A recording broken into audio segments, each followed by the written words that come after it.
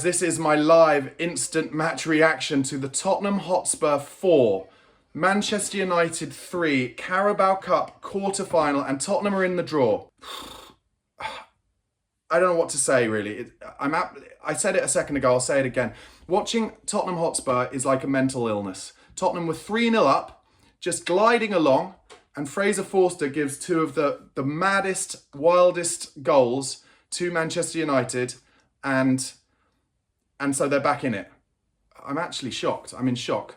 So basically what happened was Tottenham, gliding along in the second half, 3-0 up, and Fraser Forster trying to play Ange ball, the ball at his feet. What we've been worried about with Fraser Forster ever since we made it clear that he was our backup goalkeeper. He made his first mistakes properly with the ball at his feet, and he gave them 2 goals. And then it was like the Alamo, and Manchester United just at us and at us and at us.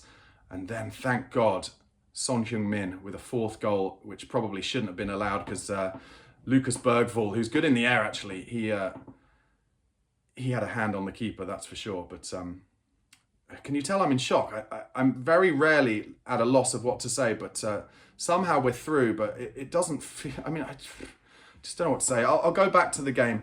The game started, first half I'd say Man United were popping it about nicely. They do look like they've got a shape and a pattern about them under Ruben Amorim. There was a good move in the first minute between Sonny and Decky on the left, and a kind of a long range kind of 1-2 that nearly fell to Sonny in the box from Kulusevski's cross. Bissouma started the game well, a couple of good early interceptions. Sonny had a good chance to get in on the left, but our final ball was blocked. That's all in the first 10 minutes. Porro also with some really good defending a few times in that first half, but where Spurs were kind of one-on-one at the back against Højlund and Dalot. There was a lot of space on the left-hand side all through that first half, but Porro did really well. And then Dragusin, some really good defending in the 11th minute from Radu Dragusin, who got ahead of Højlund one-on-one. Dragusin had a big game. He's really improving for me, Radu Dragusin, at the moment. Very big fan of his. And just as I see Jed Spence walking off the pitch, he had another brilliant game for Tottenham, Jed Spence. But I'll go into the individual performances in a bit. Bruno Fernandes was playing beautifully for Man United in that first half. He had a couple of cross-come shots that went off for a goal kick. Sonny had a shot in the 12th minute that he was aiming for the top corner, but it went wide. And Sarr and Bissouma, as I mentioned, really intercepting the ball nicely in central midfield. It went 1-0, 14th minute, 1-0 Spurs. Porro had a shot from just outside the box, saved by the keeper. He didn't get his save wide enough though, and it was a beautiful finish from Dominic Solanke on the half volley in off the near post. 1-0 Spurs for Dominic Solanke's 8th goal of the season. Some more great defending from Porro in the 20th minute. Eriksen had a couple of shots in that first half, kind of on the edge of the box when the ball's laid back to him, and both times Archie Gray, who had another good game partnering Radu Dragusin, got his body in the way, once with his head and once with his foot. But Mazraoui was booked in the 25th minute. Eriksen had a shot just over the bar just before that. And Decky had a huge chance just after Mazraoui got booked, where he's in from 8 yards out. All he needs to do is shoot it across the goalkeeper. But he doesn't. He goes near post and the keeper made a save. United did play well in that in that first half. We had another chance in the 33rd minute. Decky maybe could have had a shot, but he crosses it and it was nearly an own goal off Ugarte. And then United started ramping off the pressure. In the 35th minute, Porro had a long shot, but Bruno had a really good shot for United just wide. Højlund had a volley wide, and then Ugarte should have been booked for a foul on Maddison in the 38th minute, but wasn't. And that for me was one of many situations where United should have had a man booked and didn't. And the refs seemed to be kind of booking Spurs players for 50-50 stuff and not United players. In the 2nd minute of added time in the first half, Eriksen had a shot blocked by Gray. I've mentioned that already. Okay, going into the second half, Decky Kulusevski made it 2-0 in the 46th minute. Maddison got the ball on the byline from a Sonny pass. It was actually beautiful play from Solanke holding it up and Jed Spence driving through central midfield to get it out to Maddison on the byline. He crossed it across the front of the box. Martinez didn't get enough on it, and brilliantly finished by Decky Kulusevski. And at that point, we are cruising 2-0. I was saying, though, we had to get the next goal. We had to get the next goal, and I thought that would be that. Eriksen was booked, or should have been booked, sorry, in the 50th minute for holding back a Spurs transition. Wasn't. Ref bottling it again. 52nd minute, Decky tried a Rabona through ball, but was too much on it, showing the confidence we had at that stage of the goal. And then in the 53rd minute, Dominic Solanke, bottom left-hand corner, from a beautiful ball over the top from Spence. Solanke running in, cuts across the defenders, hits it into the bottom left-hand corner. Beautiful and totally deserved. He had a brilliant game. Then United made a triple substitution. Xerxes, Mainoo and Diallo on for the frankly awful Anthony. Højlund was okay, and Eriksen was pulling the strings in that first half, but tired. 56th minute, Spurs still on top. Madders trying to slip Sonny in, it didn't come off. 57th minute, maybe a little bit of foreshadowing to what happened late in the game. Kulusevski's corner nearly went straight in over the keeper, but he just got it. Then in the 62nd minute, a huge save from Fraser Forster. Really brilliant save from a Xerxes header. And then straight away, well, actually, that save came from Forster giving a dodgy kick back out into the middle, and United had that chance. And then straight away, the same thing happened. Spurs overplaying. Fraser Forster giving a horrible pass out, attempting to find Dragusin, and Xerxes slips in from Fernandez, winning it and crossing it. That's in the 62nd minute. 66th minute, United almost score again, getting in down the left. Cross nearly put into his own net by Yves Bissouma. The corner leads to a shot from Diallo, which was deflected wide. 69th minute, the ref should have booked Mainu for stopping a transition, but he doesn't again, bottles it again. It was very odd. And then in the 70th minute, 3-2, because Forster was pressed and Diallo just slid in at his feet and the ball goes in off the press. Embarrassing, and Forster must have wanted the ground to swallow him up at this point. And frankly, that's when, you know, the whole narrative was there. Gary Neville on co-coms just talking about how this is typical Spurs and that United can smell blood, and we all know what's going to happen there. United had another huge chance wide from Mazraoui, 74th minute. Diallo, long-range shot over the bar, 75th minute. It was like the Alamo at this point. Maddison booked in the 78th minute. The referee, I've written in capital letters, is shocking, only giving fouls and bookings against Spurs. Bergvall comes on for Madders at that point to give us some legs.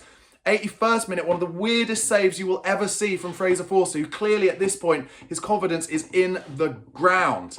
And a long-range shot, I think, from Diallo kind of bends a bit at the last minute. It's right at him, but he chooses to kick it away.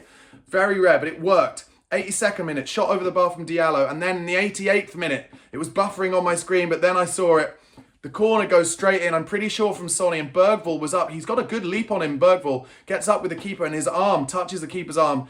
I don't think the keeper's going to get there anyway, but you'd think at that point, and I was saying, thank God, we needed that, it's over. But no, 6 added minutes time.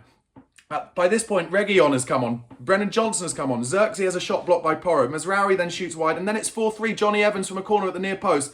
Bergvall then gets, I don't know, he goes down in midfield, and he's livid about something. He gets booked, and then finally, thankfully, the referee blows up. But my God, what an absolute wreck of a football match. Spurs, so good for so long, played it exactly right. But I've been saying it in watch-alongs, I've been saying it in videos, when the pressure comes on Tottenham, they don't know how to deal with it. And we nearly threw it away again. Thankfully, this won't go down in the pantheon of classic Spurs losses. I was at White Hart Lane when Tottenham were 3-0 up at half-time against Manchester City in the FA Cup. Joey Barton had been sent off at half-time for Manchester City, and Spurs not only lost 4-3, but they lost 4-3 to 10 men before, it wasn't even extra time. And I thought today was going to go in as one of those pantheon performances of that word that I refused to say. But we didn't. We found a way through, and that could be huge for the future of this group. Absolutely huge. Let's talk about individual performances before I bring people in from around the world to give their thoughts. Fraser Forster, you know, he didn't have much to do, and then he threw 2 in, so I'm going to have to give him a 1 out of 10. But like I said, hopefully he gets that out of his mind now. He will be pressed harder by opposition attackers. That will happen, but he needs to get it out of his mind. Better it happened there than some other time, but it can't happen again. Porro did well. Jed Spence, for me, one of my men of the match. We've got to find room for this kid. He's unbelievable. He's so good. Dragusin and Gray. Considering Dragusin, you know, isn't a first choice and Gray isn't even a centre-back, I thought they did brilliantly. Bissouma and Sarr intercepted the ball well throughout. Always so much engine room in that midfield. Bissouma doing some Bissouma stuff throughout the game, but you're always going to get that. A little bit of a lack of concentration, but he was still going into the 97th, 98th minute. And I should say, because I didn't when I went through the game, Spurs, one of the reasons that Spurs really let Man United in, they clearly fatigued in that last half an hour. And that's clear. And that was always going to happen. We only had 2 players on the bench who we could really realistically bring on. Anyway, Maddison, I thought, did great. Kulusevski, what a brilliant player, genius. I'm going to give him another 9 out of 10. Solanke, for me, probably my man of the match with Jed Spence. Fantastic hold-up play, unbelievable. And Sonny got the important goal at the end. Being a Spurs fan is just a horror show, isn't it? It's just a horror show. We got the win, but it's almost like it's impossible to enjoy the win. I'm going to enjoy the win. I'm going to talk to some other Spurs fans in a minute and try and enjoy the win, but blimey, they put us through the ringer. And what can Ange say to Fraser Forster to get his confidence back up? But the important thing is we are in the draw, and the draw is about to take place, and I'll bring that to you as it happens. Frankly, I want Arsenal in the draw. Let's take them down over 2 legs.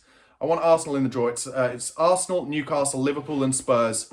If we're going to win a trophy this season, it's going to have to be the hard way. We've had to beat Man United, we've had to beat Man City, but we're in the draw, and let's get a 2-legged tie against Arsenal, who I think, frankly, will play a lot of their reserve players. And in fact, maybe it's beneficial to try and play Arsenal or Liverpool because they're likely to play more of their reserve players. Anyway, that's been my instant match reaction, guys. Thank you so much for watching. Really appreciate it.